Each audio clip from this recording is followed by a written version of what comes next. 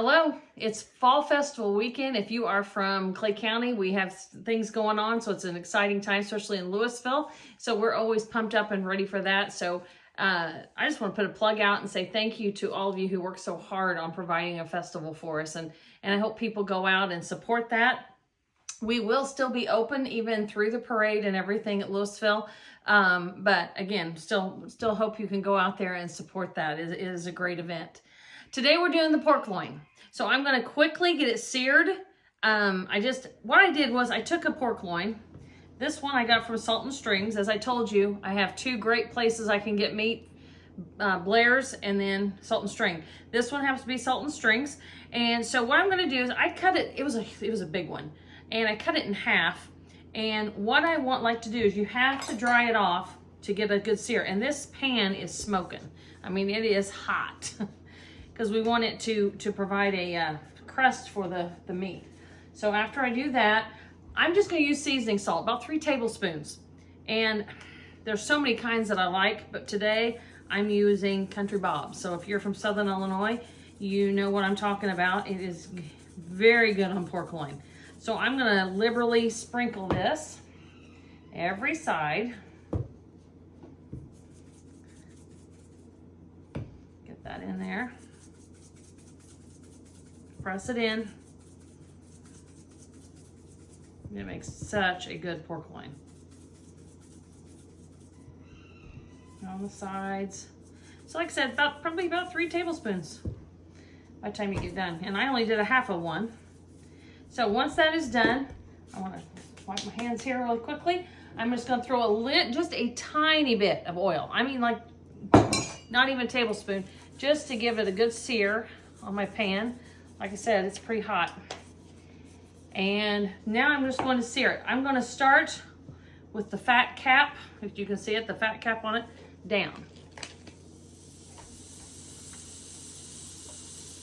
That'll just take a few minutes. I'm going to sear every single side. I'm going to sear the sides, the ends, and the top and the bottom. So while I'm doing this, we'll take just a quick break, and then I will come back when this is done.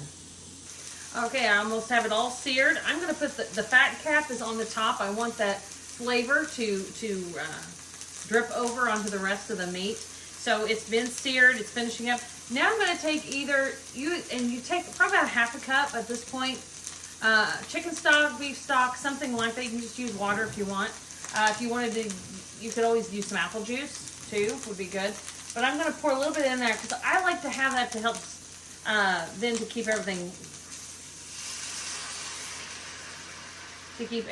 juicy and not so it doesn't dry out. Plus, when you're done baking this and all those juices have come out and all that, best gravy ever. So when you get done, we can take the pork loin out and then you can add some flour and you have a phenomenal gravy. So anyway, we're going to put this in the oven just like this for about an hour and a half at 350. You don't want to do a high heat. You want it to be real juicy and to cook slow. So about an hour and a half. And I will put a meat thermometer in the end through the thick, right through the center. And we want to hit at least 170 in the center. And then I would let it set for about 20 minutes. When you're done, just cover it and those juices it'll absorb the juices again. So that is the pork loin. But what we're going to do now is I'm going to make both. I thought, who cares? I had on the Facebook, it showed I could do the maple mustard or the cranberry orange, and I thought, let's just do both. So I'm going to do both here quickly, and then we will show you the finished product. Now we're going to make the orange cranberry sauce, and what I'm going to start with this is kind of easy. I'm going to do a 1/3 cup of orange juice, and my pan's probably going to scream because I have had it on the heat. Yes, it did.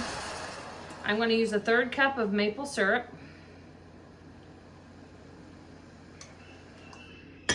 And a 1/3 cup of water. And we're going to let that come to a simmer, a boil, and then simmer it. And then we're going to throw in a cup of cranberries.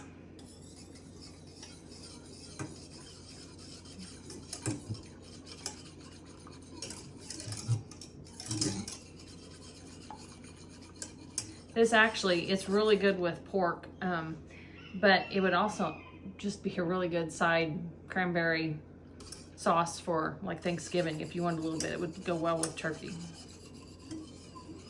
I had my pan hot so that I could heat up here quickly.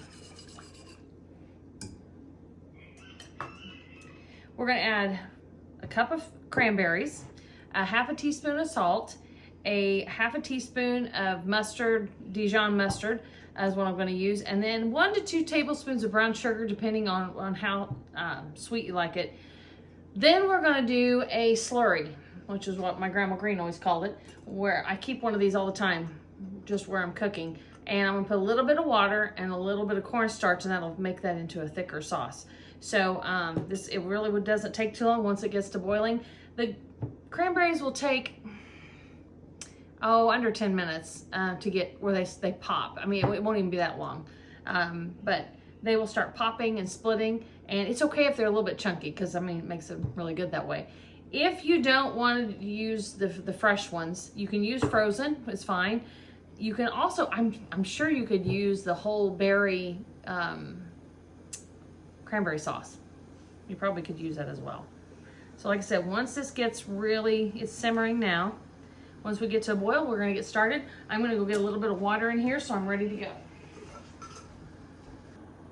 Okay, I'm gonna drop these cranberries in, and they will start heating up and getting ready to pop. I'm gonna take a little bit of rosemary. I keep rosemary out on my deck, and it's really strong, I think, rosemary is. So I don't use very much. I'm talking a tiny, tiny pinch, but it really does taste good in the berries. So like I said, I won't use very much of it, just a tiny, and I do it pretty small because I don't like a real big piece of it in my mouth, but I do like the herbal flavor it gives. It's kind of a nice side flavor. There we go. Okay, so we've got that ready. I've got the water. I put about a tablespoon of water in, and I'm going to put a little bit of cornstarch in with it. And so I'm going to go ahead and mix my slurry up. So that's just a little bit of water, a little bit of cornstarch, and then, ooh, it's starting to pop. I'm going to turn it down to about medium heat. But that way I have my thickening agent. It's already ready to go, and you know it's perfectly, you don't have lumps this way. So I do my gravy like this. Some people do the fat first. You get the fat and you get it going, and you add the flour and you get that dark. I let it get kind of thick on its own, then I add a slurry, because that's what my Grandma Green did. And I just think it's easier that way. So I do this with my gravies too. I get the liquid going, I add in some flour and water, or flour and cornstarch, and it's done. All right, yep, they're actually starting to already pop. So whenever they are fully done, I'm gonna come back and throw everything else in it, and I'll show you what it starts to look like. Okay, I've let these, they've started to pop. They still need to go a little bit longer, so I'm gonna go ahead and add in my seasoning. I have a half a teaspoon of sea salt. That's just what I always use, I like it. I'm gonna put in a tablespoon, I usually do almost 2 tablespoons of brown sugar. And then I need some Dijon mustard. If you like, sometimes I like Dijon, sometimes I don't in recipes. But in this one, I like it. It has a neat side flavor, I think. And I'm only putting in a half a teaspoon, not very much. But you will notice that it is there. So I'm gonna get that roaring and let that cook with it. It'll start becoming kind of thicker like a gelatin. And once it's ready to go, then we put the slurry in and we are done. So this will not take real long. Like I said, the total cooking time, maybe 10 minutes. And you may say, well, that's not very much sauce. You don't need a lot of sauce. This is not something you're like dunking it in. It's just something to drizzle over the top. You can even use it to glaze like a ham, or glaze your pork loin while it's cooking. You know, the last 15, 20 minutes, you might want to get a brush and put some of this glaze on it, and that would be amazing. That would be really good. Okay, it's turning more red, which means we're getting closer.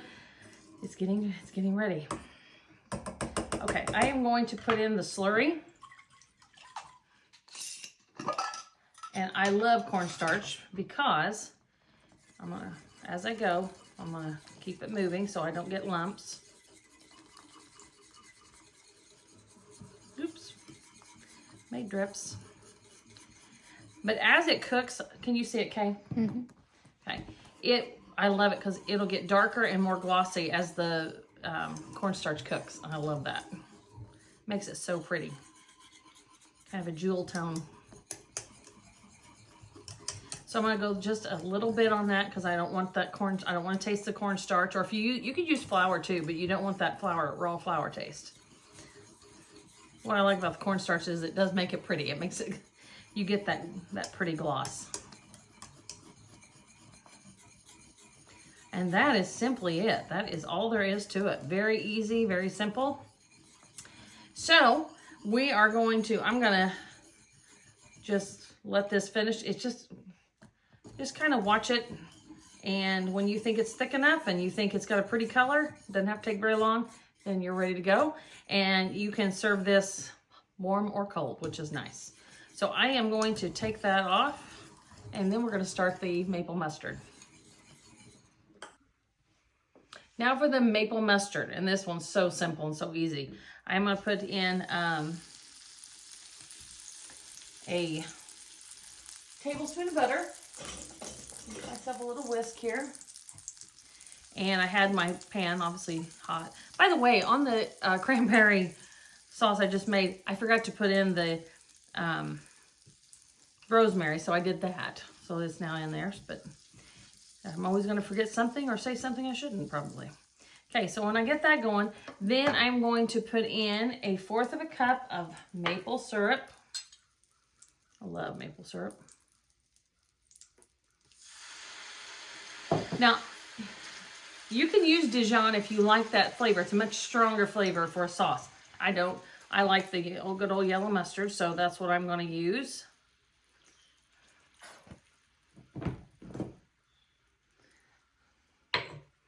And then I'm going to put in some chicken stock or beef broth, 1/2 cup. This is like so simple. And if you're asking, I can't really tell the difference when I use chicken broth, or it would be a little milder flavor, but the beef doesn't bother me. So I'm going to do that and get that all mixed together. Takes a while to get it emulsified.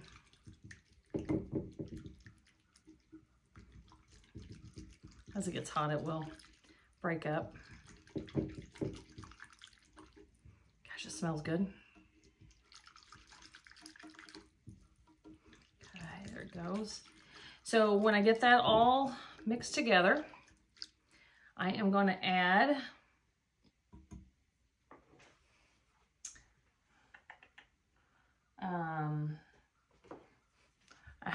a tablespoon of brown sugar.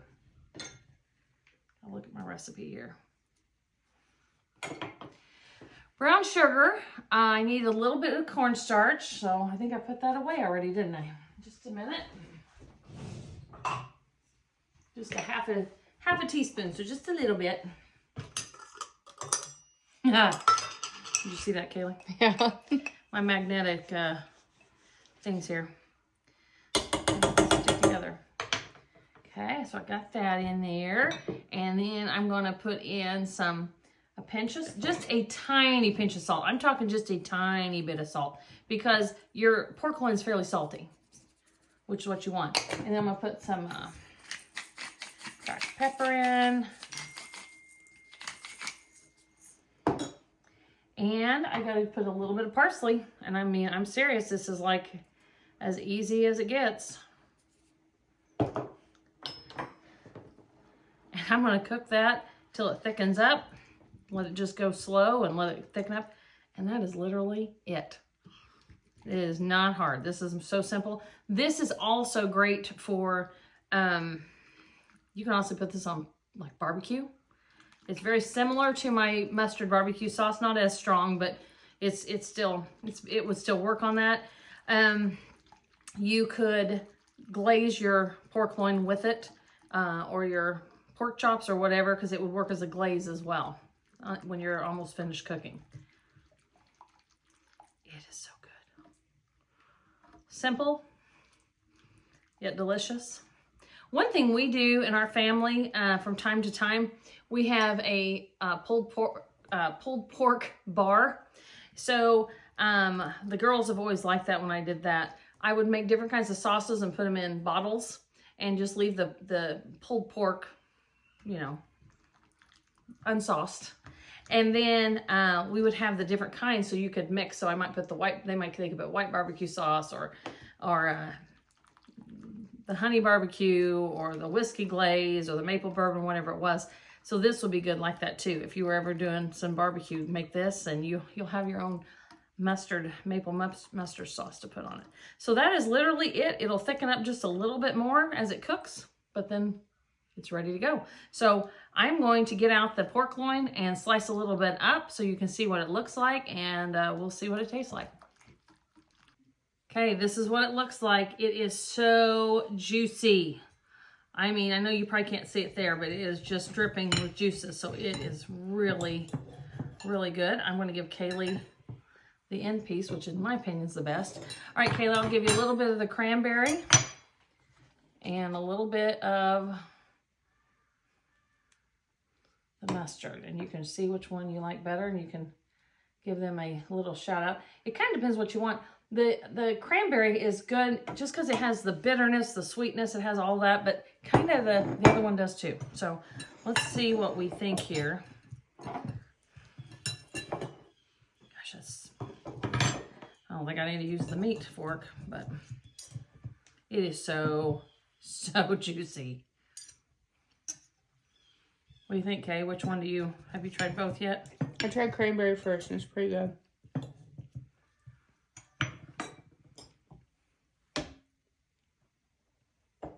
I'm gonna try a little bit of each. I'll try the cranberry first too.